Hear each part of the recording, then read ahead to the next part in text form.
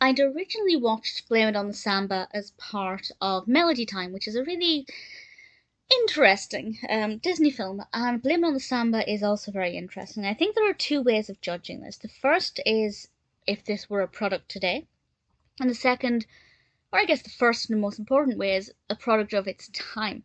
And this basically starts out with Donald and Jose Carioca looking blue. They are literally blue. They're feeling down, and the Araquan bird decides to try and cheer them up with samba music. And what follows is about 7 minutes of non-stop samba music. Now, I was going to say I'm not the most knowledgeable about samba music. I know nothing about samba music. So I can't comment on whether the music is good or not, but to my ears, it sounded decent. It was consistent, it was uplifting.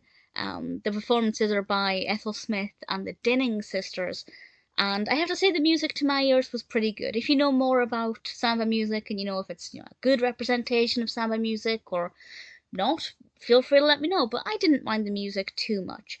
We then have obviously the animation aspect with Donald and Jose Carioca and the Araquan bird, and that's being blended with live action. And for the time, this would have been visually quite compelling. It really is full of colour and patterns and lights, and everything seems to be pretty decent. But by today's standard, they need to practice less is more. At the time, it was a good way to show off all of these skills and these technological advances in blending live action and animation. But watching it now, it's like, well, that's exactly what they did. They basically dumped everything they had into this cartoon, and it's a bit extreme.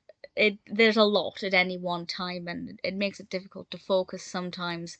And less is more definitely would have been the better practice. So that's kind of looking at it from both a product at its time, where it was a really great way of showing off what Disney could do, but today it definitely would have been too much. I kind of like the fact that there's a relatively decent narrative of Donald and Jose Carioca feeling quite down, and then the Araquan bird comes along, and then the use of samba music is there to pick up their spirits, and we see Donald and Jose Carioca going on this journey, and I think it works quite well as a narrative. So I think it's pretty decent. It's not the best by today's standards, absolutely not. But for the time, I think it would have been really impressive.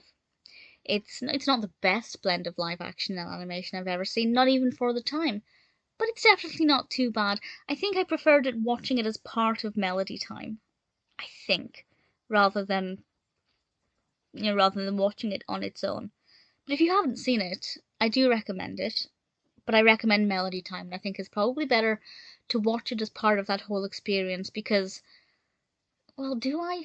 Maybe watch it on its own first so your opinion isn't coloured by anything else that happens in Melody Time, because there are some perhaps questionable things in there, and then watch it as part of Melody Time and see if your opinion changes or if it stays the same. I'd certainly like to know what you think of it. I can't imagine I'd ever watch it again. I knew I wanted to watch it again on its own after watching it as part of Melody Time, but going forward, I don't know. I'm a big Donald Duck fan, so maybe one day, but definitely not anytime soon.